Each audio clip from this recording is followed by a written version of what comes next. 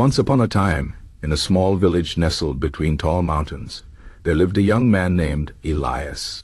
The village was poor, and life was hard. The people worked long hours in the fields, but the soil was rocky, and the harvests were often meager.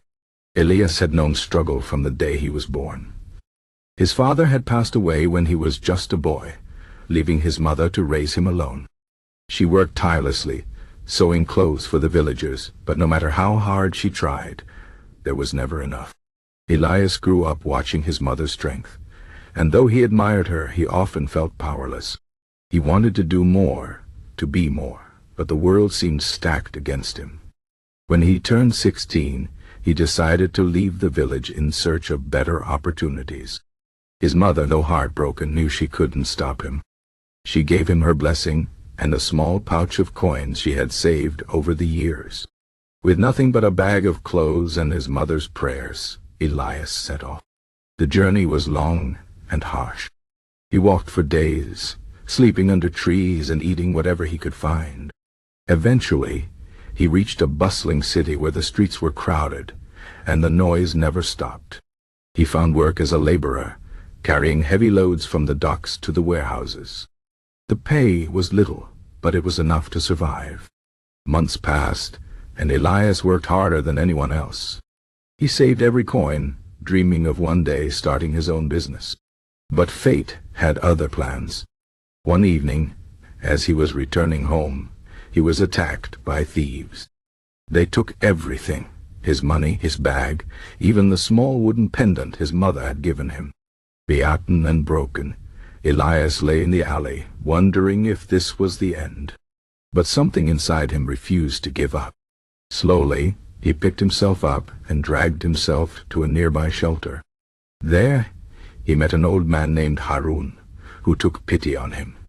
Harun was a shoemaker, and he offered Elias a place to sleep in exchange for help in his shop. Elias accepted gratefully. For the first time in months, he felt a glimmer of hope. Harun was kind but strict. He taught Elias the craft of shoemaking, showing him how to cut leather, stitch soles, and polish finished shoes. Elias worked hard, absorbing every lesson.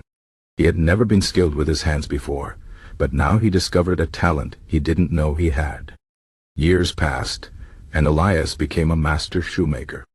Harun, now too old to work, handed the shop over to him. Elias's shoes were the best in the city. People came from far and wide to buy them. His business grew, and soon he had enough money to send for his mother. When she arrived, she wept with joy, seeing how far her son had come. But Elias knew his journey wasn't over. He remembered the pain of losing everything, the struggle of rebuilding, and he wanted to help others like him. He began hiring young men from the streets, teaching them the trade just as Harun had taught him. His shop became a place of second chances, where those who had been knocked down by life could find their footing again.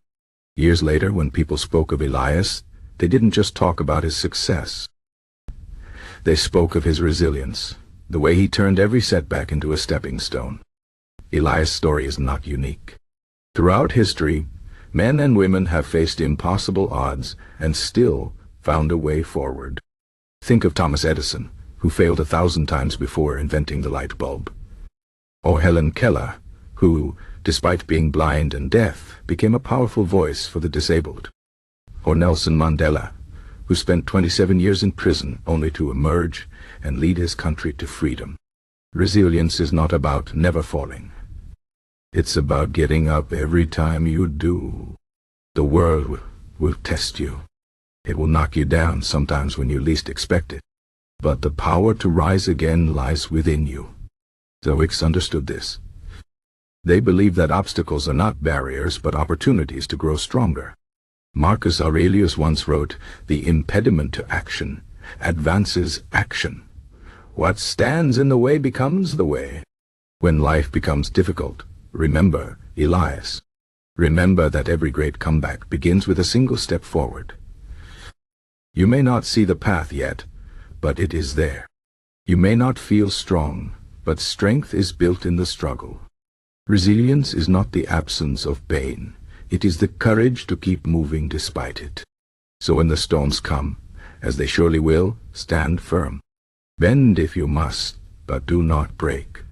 For on the other side of hardship is a version of yourself you never knew was possible. A version forged in fire, tempered by trials and unshaken by adversity. That is the power of resilience.